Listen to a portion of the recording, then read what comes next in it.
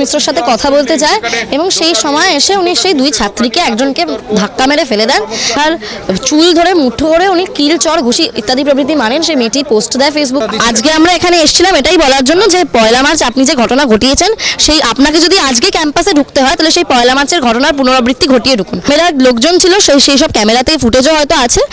মানে আমরা কিছুজন দাঁড়িয়েছিলাম, আমরা পড়ে যাই কারণ ওনার গায়ের জোরের কাছে সামনে আমাদের কোনো সেই ক্ষমতা ছিল না।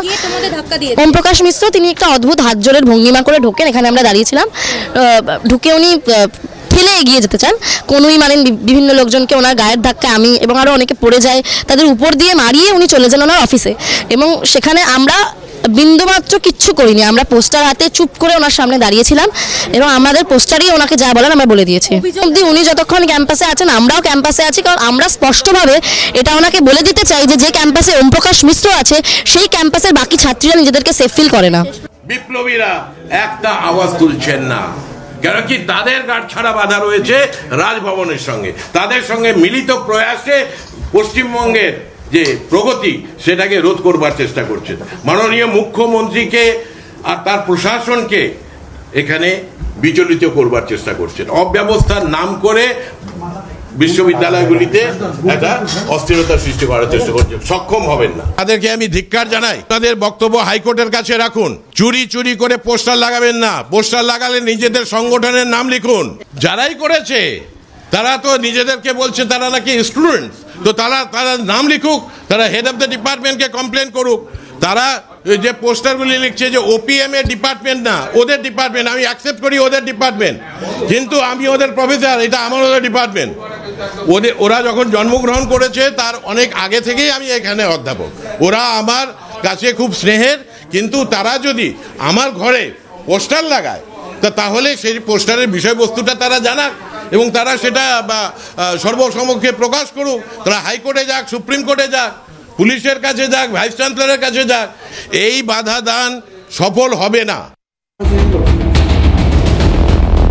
হঠাৎ করে ওম প্রকাশ মিশ্রের বিরুদ্ধে যে অভিযোগগুলো করা হলো, মানে সেদিনকার ঘটনা আমরা দেখেছিলাম, তিনি অভিযোগ করেছিলেন কিভাবে হেনস্থার মুখে তাকে পড়তে হয়েছিল, আর আজকে ওনার বিরুদ্ধে অভিযোগ, আর উনিও অভিযোগ করছেন পাল্টা। যাই হোক, আমি আসবো এটা নিয়ে, তার আগে জানিয়ে রাখি যে অরিত্র দত্ত বণিক আমাদের সঙ্গে ইতিমধ্যে যোগদান করেছেন।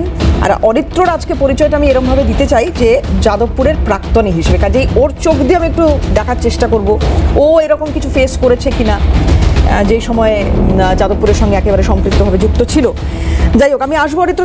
তার আগে একটু এই মানে ওম প্রকাশ মিশ্র কেন হঠাৎ করে টার্গেট হলেন, মানে এত খারাপ একটি লোক যিনি 30 বছর ধরে এই ডিপার্টমেন্টে রয়েছেন, আর মলেস্টেশনের অভিযোগ তার বিরুদ্ধে উঠছে, এতদিন এই লোকটাকেই বা মেনে নেওয়া হলো কেন? তাহলে আমি একটু শুভজিতের কাছে খুব ছোট করে এটার উত্তর নিয়ে নিই। শুভজিৎ, আরও তো অনেক মানুষ আছে যারা ওয়েবকুবা করে এবং তারা প্রকাশ্যে তৃণমূলের রাজনীতির সঙ্গে নিজেদেরকে সম্পৃক্ত করেছে, এবং সেদিনের ঘটনায় তো আরও অনেকেই ছিল। তো হঠাৎ করে নিশ্চয়ই আকাশ থেকে ওম প্রকাশ মিশ্রর না ফেলা হচ্ছে না। ওম প্রকাশ মিশ্র সেদিনকার যে ঘটনাগুলো আমরা যেটা দেখেছি বা শুনেছি অনেকের থেকে, আজকেও শুনলাম, খবর নিচ্ছিলাম যে ওনার যে অভাব্য আচরণ, একটা অভদ্র লোক, এবং যেভাবে উনি ব্যবহার করেন ছাত্রীদের সঙ্গে, ছাত্রদের সঙ্গে, সামগ্রিকভাবে দলমত নির্বিশেষে। আজকেও দেখেছো যে কীভাবে ছেলেমেয়েরা যখন বসেছিল ওই ডিপার্টমেন্টের সামনে, উনি তো ধাক্কাধাক্কি করে ঢুকে গেলেন। এমন তো নয় যে ছেলেমেয়েরা ধাক্কাধাক্কি করেছে ওনাকে, উনি ধাক্কাধাক্কি করে ঢুকেছেন জোর করে। তো উনি আবার খালি নিজে একা ঢুকেননি, সঙ্গে পুলিশ নিয়ে ঢুকেছেন। আমি জানি না পুলিশ কোথা থেকে যাদবপুর ক্যাম্পাসে ঢুকছে, পুলিশকে অর্ডার খেয়ে দিয়েছে, মানে পুলিশকে মানে চায়ের দোকান হয়ে চা খেতে এসেছিল নাকি যাদবপুর ক্যাম্পাসে? আচ্ছা, আমি না এখানে একটা কথা একটু বলে দিই শুভজিৎ, আমরা কথা বলেছিলাম প্রাক্তন ভিসির সঙ্গেও, উনি কিন্তু বলছেন যে যদি প্রয়োজন হয়,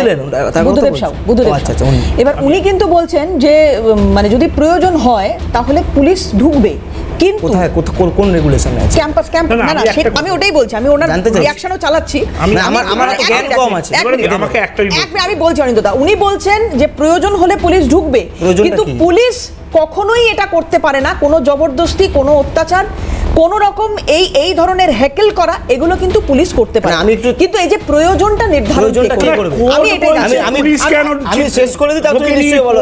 আমি বলছি মেদিনীপুরে ঘটনা দেখেছো, সুপ্রিম কোর্ট মেদিনীপুরে ঘটনা দেখেছো, পুলিশ ঢুকছে যে পুলিশ, হাইকোর্ট বলছে যে পুলিশের সহযোগিতা নেওয়া হলো না কেন, আবার ইনারা বলছে কেন পুলিশ ঢুকলো।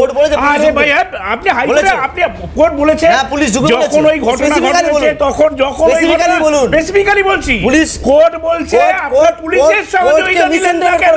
কোর্ট কি বলেছে? উনার বলছে পুলিশের সিকিউরিটি, পুলিশের সহযোগিতা নিলেন না কেন? আবার বলছে যে না না তুই বলো একদম